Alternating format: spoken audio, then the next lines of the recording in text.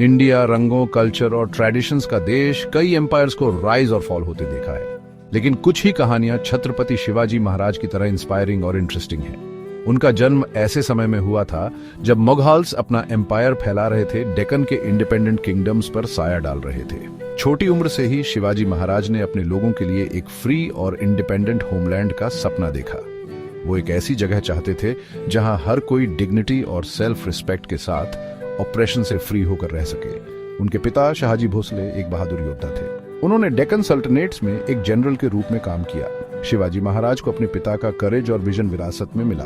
उन्होंने अपनी youth scriptures पढ़ते, वॉरफेयर में मास्टर होते और स्टेट क्राफ्ट की इंट्रिकेसी समझते हुए बिताई। बहादुर हिंदू राजाओं की कहानियों और फॉरेन रूल के तहत अपने लोगों की प्लाइट ने उनके अंदर एक जस्ट और इंडिपेंडेंट किंगडम स्थापित करने की इच्छा जगाई। उनका बर्थ प्लेस शिवनेरी किला उनकी डेस्टिनी का प्रमाण था। एक पहाड़ी की चोटी पर स्थित किला सराउंडिंग प्लेन्स का पैनोरामिक व्यू देता था, जिससे यंग शिवाजी के अंदर अपने होमलैंड के लिए गहरा प्यार और उसे प्रोटेक्ट करने की तीव्र इच्छा पैदा हुई। 17वीं शताब्दी का डेक्कन एक बंटा हुआ देश था।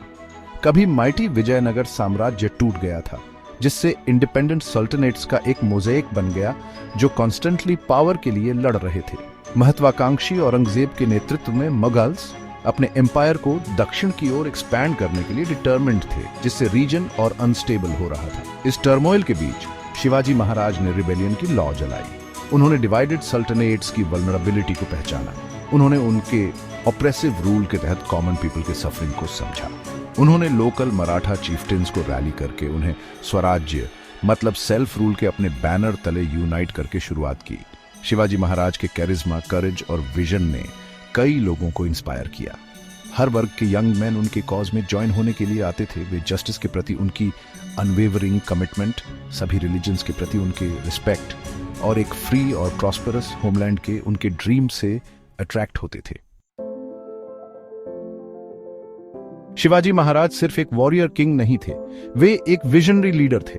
उन्होंने एक वेल गवर्नड और प्रॉस्परस किंगडम की नींव रखी। वे समझते थे कि ट्रू इंडिपेंडेंस मिलिट्री विक्ट्रीज से बियॉन्ड है। इसके लिए एक स्ट्रांग एडमिनिस्ट्रेटिव सिस्टम की जरूरत थी जो पीपल की नीड्स को पूरा करे। उन्होंने मिनिस्टर्स की एक काउंसिल एस्टैब्लिश की, जिनमें से प्रत्येक को फाइनेंस, जस्टिस और डिफेंस जैसी स्पेसिफिक रिस्पॉन्सिबिलिटीज सौंपी गई। उन्होंने लैंड प्रोडक्टिविटी पर बेस्ड एक रेवेन्यू सिस्टम इंप्लीमेंट किया, जिससे फेयरनेस इंश्योर हुई और एग्रीकल्चरल ग्रोथ को इंकरेज मिला। उन्होंने आर्ट, लिटरेचर और कल्चर को पैट्रोनाइज किया, अपने पीपल में प्राइड और आइडेंटिटी की भावना को बढ़ावा दिया। उन्होंने जिन ऑप्रेसिव रिजिम्स को चैलेंज किया, उनके अनलाइक शिवाजी महाराज यूनिटी और इंक्लूसिविटी की पावर में बिलीव करते थे। उन्होंने सभी कास्ट्स और रिलीजन्स के लोगों का अपनी आर्मी और एडमिनिस्ट्रेशन में स्वागत किया, एक ऐसा सोसाइटी क्रिएट किया जहां मेरिट और लॉयल्टी को सबसे ऊपर वैल्यू दिया जाता था। सेक्शन 4, एक राजा और उसकी प्रजा। शिवाजी महाराज का रेन राजा और उसकी प्रजा के बीच लव और रिस्पेक्ट के डीप बॉन्ड से मार्केट था। वो सिर्फ अपने किले तक सीमित एक डिस्टेंट रूलर नहीं थे। वो एक ऐसे लीडर थे जो अपनी प्रजा के बीच रहते थे, उनकी कंसर्न्स को समझते थे और उनके जॉयज और सॉरोज को शेयर करते थे। उन्होंने राजा प्रजा का कॉन्सेप्ट इंट्रोड्यूस किया, ये एम्फसाइज करते हुए कि राजा का ड्यूटी अपनी प्रजा की सेवा और रक्षा करना है। उन्होंने जैगियर्स के सिस्टम को अबोलिश कर दिया, जो नोबल्स को मिलिट्री सर्विस के बदले लैंड राइट्स देता था। इसके बजाय उन्होंने अपने सोल्जर्स को सीधे स्टेट ट्रेजरी से पे किया, जिससे पेजेंट्री के एक्सप्लॉयटेशन को रोका जा सके। उन्होंने डाउन ट्रॉडन लोगों को अपलिफ्ट करने और सभी के लिए जस्टिस इंश्योर करने के लिए पॉलिसीज इंप्लीमेंट की। उन्होंने स्विफ्ट और फेयर ट्रायल्स का सिस्टम एस्टैब्लिश किया, करप्शन को मिनिमाइज किया और इंश्योर किया कि सभी को जस्टिस तक इक्वल एक्सेस हो। उन्होंने एडमिनिस्ट्रेशन में मराठी भाषा के यूज को प्रमोट किया, जिससे गवर्नेंस कॉमन पीपल के लिए ज्यादा एक्सेसिबल हो गया। सेक्शन 5, दृढ़ विश्वास का साहस। शिवाजी महाराज का जीवन एक्स्ट्रॉर्डिनरी करेज और मिलिट्री जीनियस की कहानियों से भरा था। वे डेक्कन के रगड टेरेन में गिरिला वॉरफेयर की इंपॉर्टेंस को समझते थे। उन्होंने अपने सोल्जर्स को सरप्राइज अटैक्स, स्विफ्ट रिट्रीट्स और एनवायरनमेंट को अपने एडवांटेज के लिए यूज करने की आर्ट में ट्रेन किया। उन्होंने न्यू मिलिट्री टैक्टिक्स और इक्विपमेंट इंट्रोड्यूस किए, जिसमें कैवलरी और फायर आर्म्स का यूज भी शामिल था। उन्होंने स्ट्रॉन्ग फोर्टिफिकेशंस की इंपॉर्टेंस को पहचाना और अपने किंगडम में स्ट्रेटेजिकली प्लेस्ड कई फोर्ट्स बनवाए।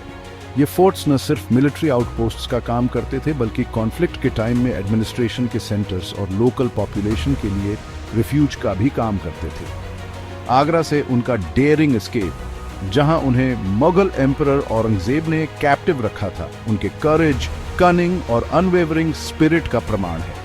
उन्होंने मुगल गार्ड्स को आउटविट किया, हेवली गार्डेड सिटी से बाहर निकल गए और अपने होमलैंड वापस आ गए, जिससे एक लेजेंडरी वॉरियर किंग के रूप में उनकी इमेज और मजबूत हो गई। सेक्शन 6, मुगल शक्ति का सामना।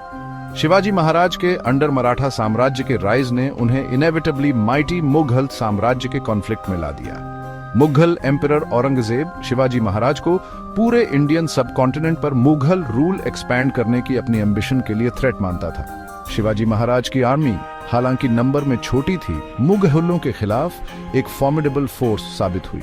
उन्होंने मुगलों के सुपीरियर नंबर्स और रिसोर्सेज का मुकाबला करने के लिए गैरिला वॉरफेयर और कन्वेंशनल टैक्टिक्स के कॉम्बिनेशन का यूज किया।